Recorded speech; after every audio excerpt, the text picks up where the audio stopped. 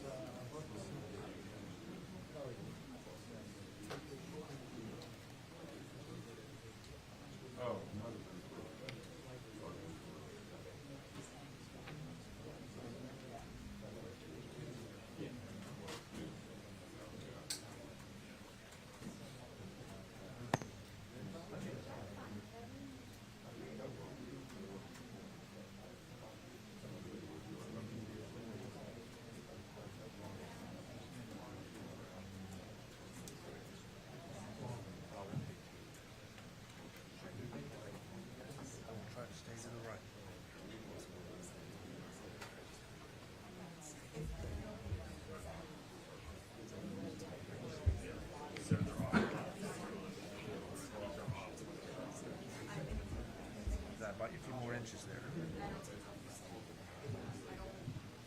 Just one more time, 3:45 is when we're scheduled to start, 3:45.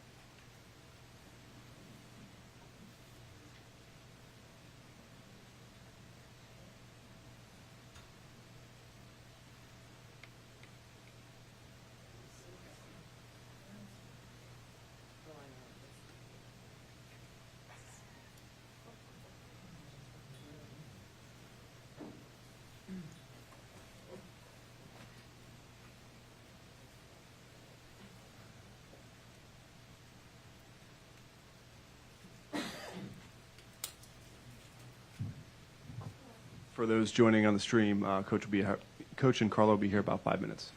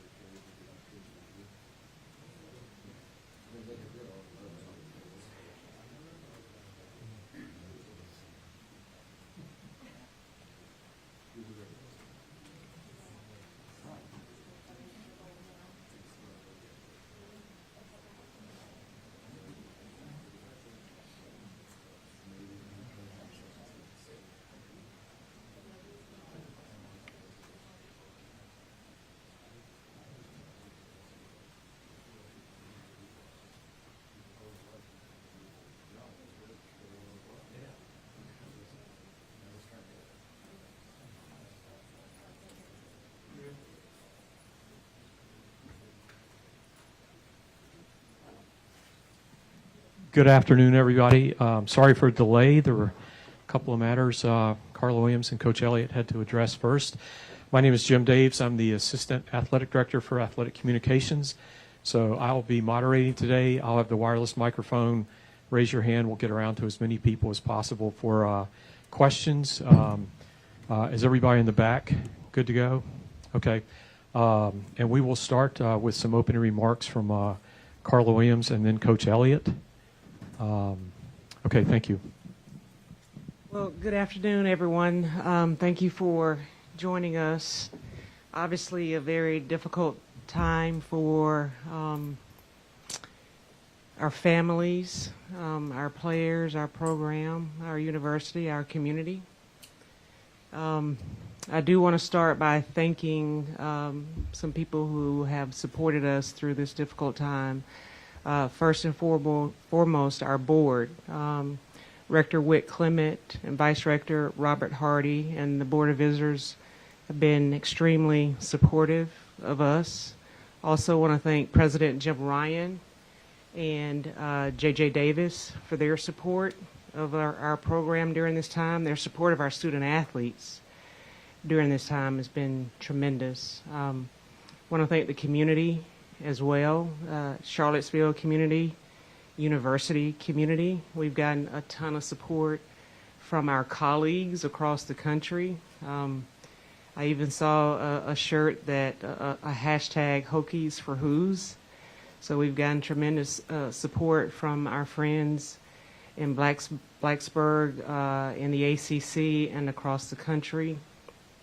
We've gotten a lot of support from our fans as well. You know, we compete hard, and you know, this industry is very, very competitive. But our fans have been remarkable and shown tremendous support to Coach Elliott, to me, to our department, to our university, but especially to our student athletes. And that has been a source of comfort for them to see how much support there is out there. So thank you for being here today. You know, I would echo a lot of the comments that Ms. Carla just made. Extremely traumatic and hard time for our team, our program, our institution, our community. And just grateful to all of those who have reached out in support at all levels. My heart's hurting right now for, again, our university, our community, the team, the players, their families, the young men whose families have been impacted the most. That's where my thoughts are at this time, trying to provide all the resources and support that I possibly can. You know, I have to acknowledge the strength of our players and our staff at this time in coming together to be able to work to process what is taking place. Just like many of you all and many of those that are very close to the situation, still in shock, trying to rationalize, but also find encouragement in community with those that have come out and support, and then also those internally who have banded together to try and figure out, you know, how we move forward after going through a situation like this. So again, just heartfelt sympathies go out to, you know, the players, their families, their communities. You know, I think beyond just our communities, but communities in other states have been impacted by the loss of three beautiful young human beings that had a unbelievable future ahead of them. But the message to the team is we're going to celebrate those lives going forward and the impact that they've made thus far and the legacy that they're going to be a part of helping us establish going forward. As a reminder, as I said initially, there is an ongoing criminal investigation, so some matters we will not be able to answer or address. I'm going to kind of work my way back and apologize for stepping in front of the cameras at some point. If you can identify yourself and your news organization with your first question and also who your question is directed to, we'd appreciate it. I'll start with Preston. Yeah, Tony, if you could just kind of describe the past 24 plus hours just with the team and kind of how y'all have approached this past day. Yeah, feels like it's a nightmare, to be honest with you. And I'm ready for somebody to pinch me and wake me up and say that this didn't happen.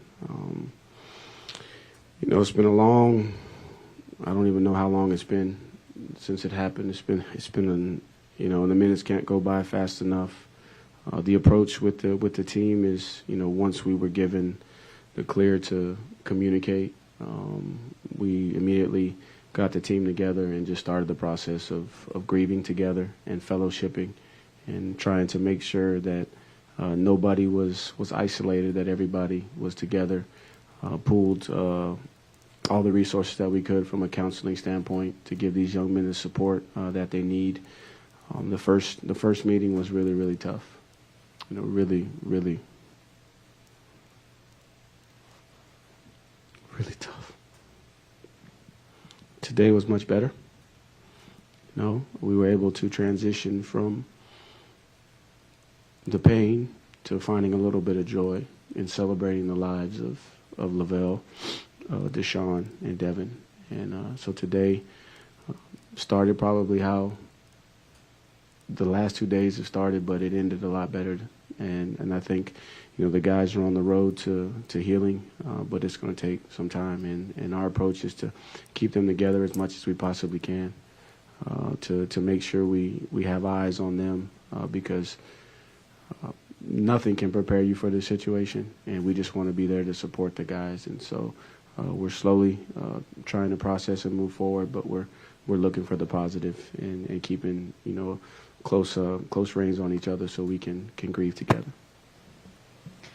Jackie from 24/7. Carla, what kind of steps for counseling, like, Ellie just touched on, what can you guys been doing for these student athletes moving forward? So fortunately, we have 3 in-house psychologists for our athletics department, and our lead sports psychologist once worked with the university, and so he's got great connections with the university. So in our first meeting with the student athletes, we had a lot of counselors on hand that were there and available to work with the student athletes, and that not only our football student athletes, but all of our student athletes, we had counselors available for. Greg Medea from Daily Progress. Tony, just your memories of Lavelle, Deshaun, and Devin, and some of the maybe memories that your players shared with you today. Appreciate you asking that question. Lavelle, I've known Lavelle for a long time. Yeah, I recruited him starting his freshman year, and just to see him grow, but big smile, lights up the room, and most people would say because he's the tallest guy in the room, but just his presence, he's got a gentleness about him, but he's passionate about what he believes in, and so a lot of the stories today were just about the silly basketball arguments that they would have in debates in the locker room, and everybody knew that they could get Lavelle to kind of hunker down just by saying one thing, but the other thing that resonated is just how good of a teammate he was, and how much he loved his teammates and would do anything for his teammates. And Deshaun, I don't think many people outside of our program understand how special Deshaun was. Very, very, very artistic. Could draw. Could shape pots with clay. Loved music. Very, very cultured and well-rounded. Just a great teammate, and he had a sense of humor that was one of a kind, that only Deshaun could have. And you knew immediately when somebody said something, yeah, that was Deshaun. And then you talk about Devin, man. Devin was he's what you wanted in a young person that's at this level, but he just was a big kid. Smiled all the time, loved to dance, loved to sing, loved to compete, even though the guys revealed that he wasn't very good in video games, but he thought he was. But he loved to compete, and just the thing I remember about him is he always brought a smile to my face, because he just was happy with where he was, comfortable in his skin, and just had a very bubbly personality. Hi there, Sydney Schuler with the Daily Progress. I'm sorry for your loss, Coach, for the both of you. I just wanted to ask, how are you coping, and how have you and the other members of the football department, how have you been able to cope and lean on each other? Do you have access to those same counseling resources? I'll start, and for me, the best coping mechanism for me is the young men. Having a chance to be around them and to see them and to see their pain, to see their hurt, just inspires me to keep pushing forward every single day. There's no you prepare for this job. There's no chapter on a situation like this, and so I'm just trying to figure out step by step how to be strong for these young men, and so I'm really relying on my faith, the foundation that I have there, trying to use that to inspire me every minute of the day. Also trying to make sure that I stay empathetic to everybody and understanding that everybody's going to respond differently to this situation. And, you know, my job is to lead in moments like this. And so I've had my moments where I've broken down and showed my emotions, and I've even had those moments in front of the team. You know, I think it's important that we all grieve. I mean, these are outstanding young men that we don't understand why they're gone so early, and I think it's honorable that we grieve these young men, but also too we have to keep it in perspective and make sure that we take this pain that we're feeling and try to find a way to turn it into passion and motivation to go forward one day at a time.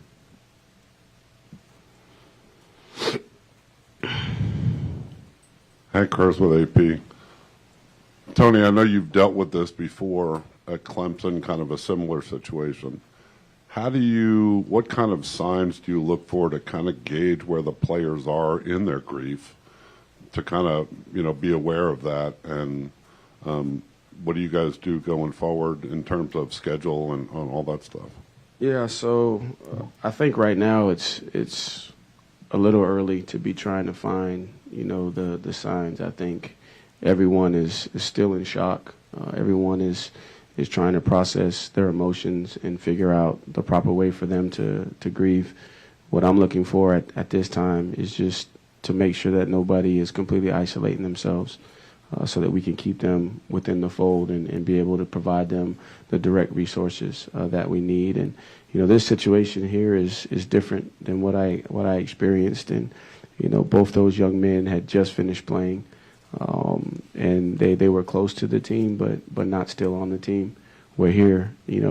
This is a very, very tragic and traumatic incident involving 3 teammates. And so the signs I'll look for the signs as we move forward, but right now it's just to put my arms around these guys, to love them, and realize that we need each other, and figure out the best way to grieve and take it one day at a time. And going forward in terms of the schedule, that'll be determined as we continue to gather information. But the biggest thing for me is to just try to be present in the moment, the best I can, manage my emotions the best I can, so that I can, see clearly, to be able to recognize any sign. Right now, I'm looking for anything that's out of the norm, and then also when I see things that I expect to see, making sure that I don't just say that, well, that's expected, that we dig deeper, that we, try to counsel these young men as they process this whole situation.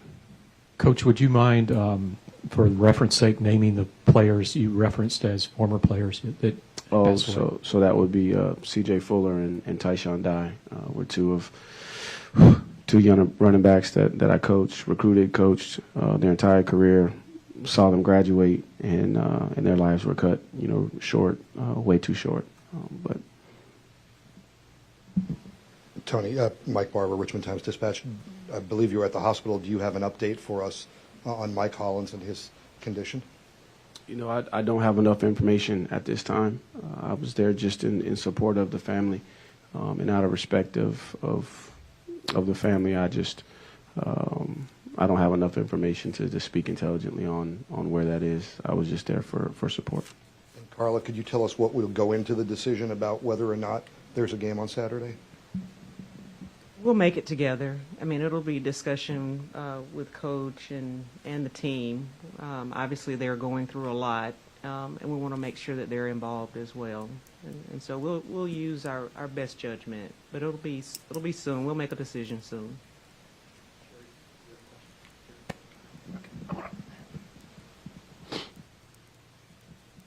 Hey, Tony, Gene Wong with the Washington Post. You mentioned, accepting the position as a coach. This is, not anything you would imagine as part of the job description. As a parent, though, and how do you address your family and about what's happened, and what do you tell them? That's tough. My wife she's right by my side, handling things well. With her upbringing, my upbringing, we've experienced some difficult situations independently and together. The tough part is my boys and my 9-year-old and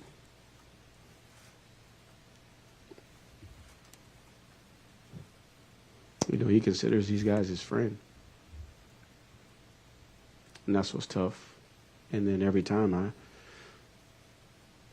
see him hurt, I think about the 125 guys that I got. And that's how their moms see them. And so, we're taking it one day at a time, trying to teach a 9-year-old about the reality of life on a level that he can understand it. We're just, putting our arms around him, loving him, supporting him, and trying to teach him as much as he can comprehend. And my 7-year-old is not quite at the age yet where he fully can process what's going on. But he's probably doing the best of all of us. Ryan Nobles, NBC News. Again, sorry for both of your losses. I'm not sure who can answer this question specifically, whether or not it's you, Coach, or you, Ms. Williams, but can you speak to whether or not the hazing incident that the police department talked about yesterday had anything to do with the football program? I can speak to that. I'm not aware of anything related to that, and I don't have any details beyond that, but I'm not aware of anything related to that.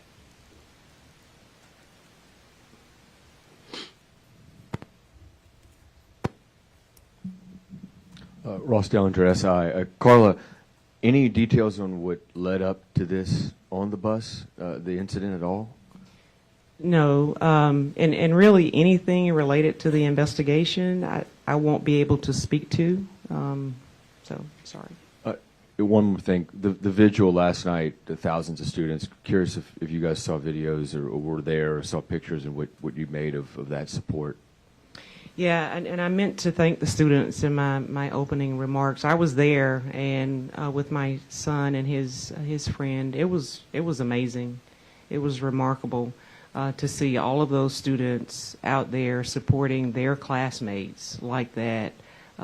Was healing, quite frankly, and and there were a lot of student athletes there from different sports. There were a lot of coaches there because everyone wants to support Coach Elliott and wants to support this team. And so for this university and its students to do something like that in the face of this difficulty was really healing.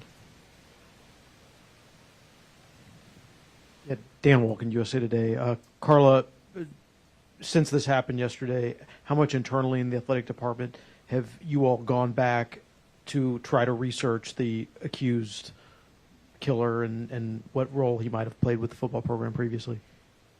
We have really focused on our players and their families, and it's so shocking that you just want to love on our players.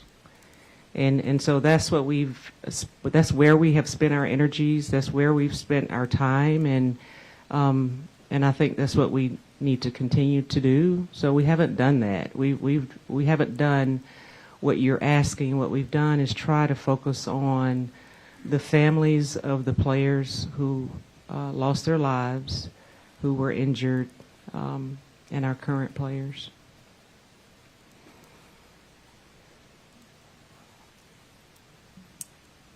Caroline Darney, USA Today for the win. there are players that have transferred out since last year, and there are coaches that were here that coached and recruited these players. What has that process been like with regards to reaching out to? I know Bronco's in town. You saw Jim Harbaugh talk about Olu. What has that process been like, trying to make sure those players are in the fold, and even Wisconsin, announcing statements about how Devin Chandler impacted their community as well? Yeah, I think, we've heard from people everywhere. I mean, it's so tragic. And I think everyone can really place themselves in our shoes. Coaches can place themselves in Coach Elliott's shoes. Athletic directors, administrators can do the same with me. So it's been... It hasn't been a matter of us reaching out to people. People have been reaching out to us, and I think that's helpful to all of us. It's great for me to hear from my colleagues, and I think it's good for our players to hear from their friends, their peers at other schools. I've heard them talk about that as well too. So in times of adversity, you just don't want to feel alone. And so I think all of our peers across the country have recognized that and reached out. Chris Rim, New York Times. Coach, did you talk to players, or have you thought about the game at all on Saturday? I know sometimes the situations, the playing can be a form of healing for players or coaches. Is that something you would feel comfortable doing, or think your players would feel comfortable going on the field?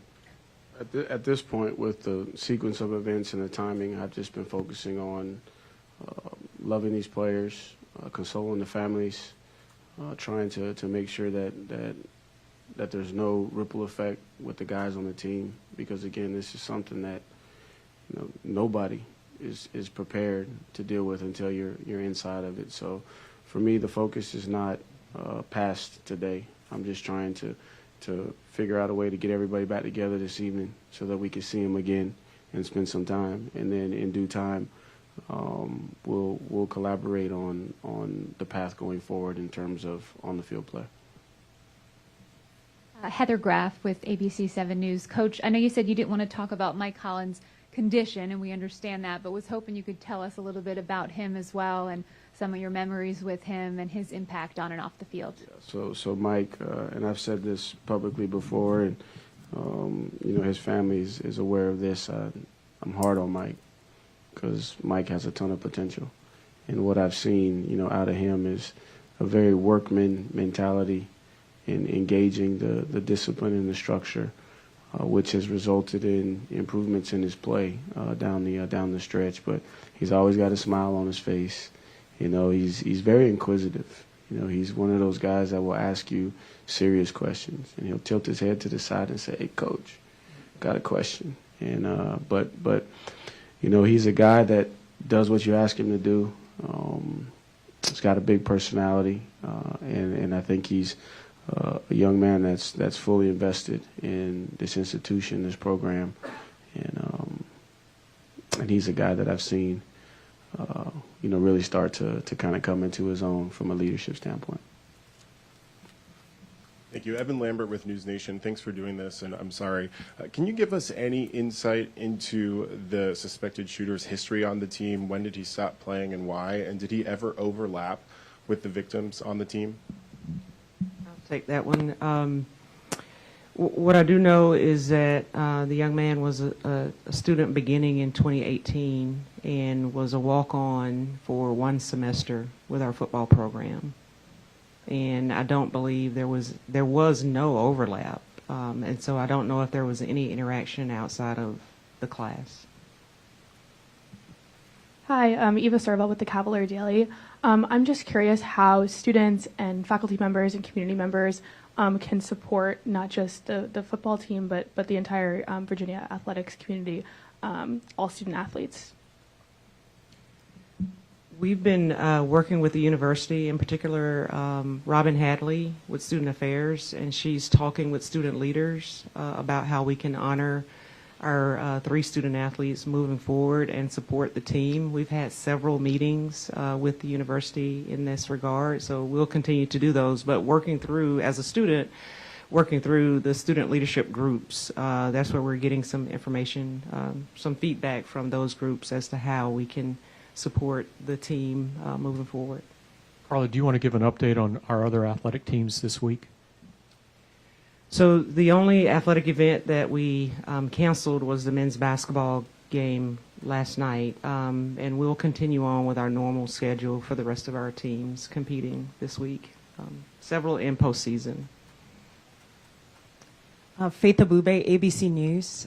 My condolences to you both, Ms. Williams and Coach, as your team and your players are trying to deal with their grief and process everything. Are they coming to you with questions? What are they asking, and what are they finding hard to process? I'd say the biggest questions right now are how are the families of their deceased teammates?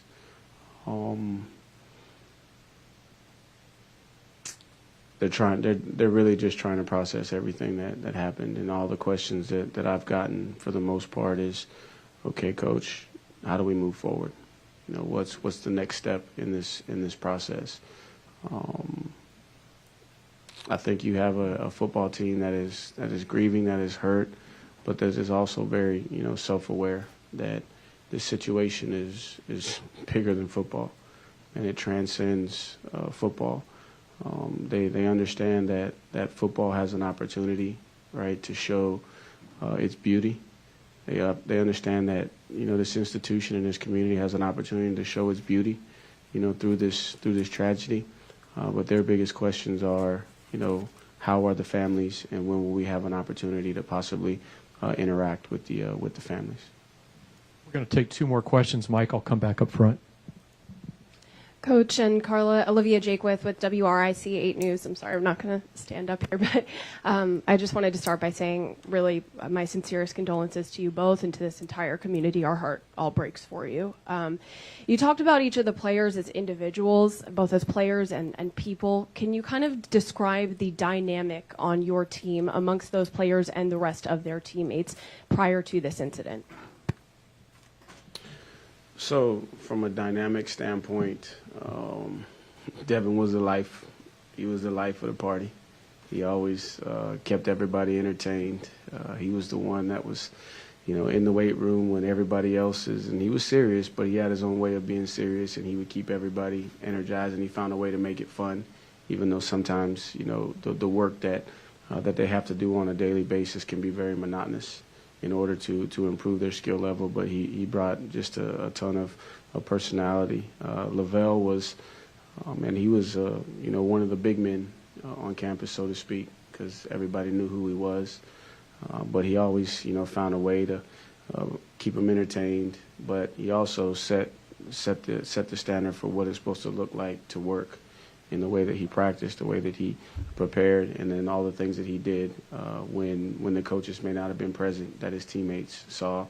And Deshaun was the quiet guy that everybody wanted to know more about, because he was very, very, like I said, very, very interesting young man in terms of the depth. And when you look at him, you might not think that he listens to classical music and draws and shapes pots, but his teammates knew that, and they wanted to know more about him. So he was, probably the most interesting man on the team, if you had to kind of compare him to somebody. And I've told him that, and I've told his teammates that, because I value the skills and talents that he possesses beyond the game. So that's kind of how all 3 of them fit into the dynamic of our team.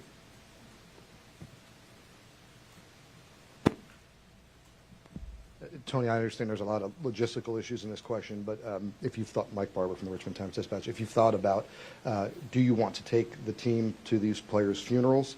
And Carla, if you could speak to what the NCAA rules are in regards to transportation paying for that kind of a trip.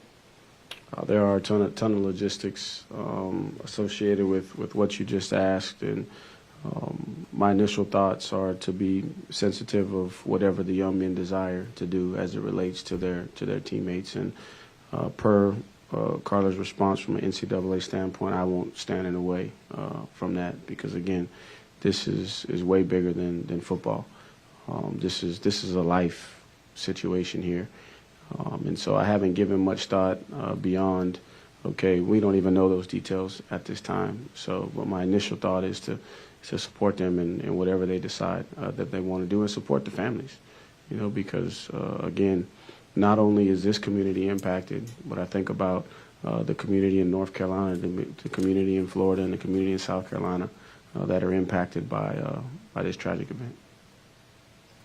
The rules are permissive, so we'll do whatever it takes that helps our players heal and support the families of our 3 players. Tony, one piece of information. Chief Longo told us yesterday there were about 25 people on that bus on that trip. Were any of your other players on there who weren't injured, but were they on that bus on that trip? Hey, Mike, I'll answer that by saying that's something we feel is involved with the investigation, so we won't cover that at this time.